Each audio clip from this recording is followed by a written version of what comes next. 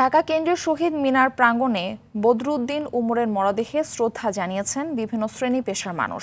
সকাল থেকে বিভিন্ন উপদেষ্টা ও প্রধান উপদেষ্টার বিশেষ সহকারী, বিএনপি, বাম দলের নেতৃবৃন্দ ও বিভিন্ন সাংস্কৃতিক সংগঠনের কর্মীরা ফুল দিয়ে শ্রদ্ধা জানান। শ্রেণী বৈষম্যহীন সমাজ গঠনে বদরুদ্দিন উমরের কর্মময় জীবন সবসময় অনুপ্রেরণা হয়ে পথ দেখাবে বলে মনে করেন তার সহকর্মী শুভাকাঙ্ক্ষীরা। বাদ জোহর ঢাকা বিশ্ববিদ্যালয়ের কেন্দ্রীয় মসজিদে জানাজা শেষে বদরুদ্দিন উমরকে জুরাইন কবরস্থানে দাফন করা হবে। দেশ স্বাধীন হওয়ার পরের ৫৪ বছর না, এর আগেও ২৫-৩০ বছর বা ৪০ বছর আপনি দেখবেন যে বদরুদ্দিন উমরকে মেইন স্ট্রিম মানে আমাদের প্রতিষ্ঠানগুলো সবসময় সাইডলাইন করতে চেয়েছে, কিন্তু ইতিহাস তার জায়গায় তাকে প্রতিষ্ঠিত করেছে।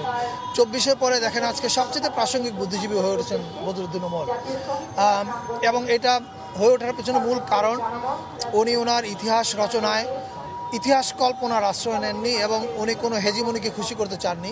উনি যেটা সত্য সেটাকে বলবার চেষ্টা করেছেন। আমাদের নতুন বাংলাদেশের নতুন পথযাত্রায় তার লেখা আমি মনে করি একটা বড় পথ নির্দেশনা দিবে আমাদেরকে।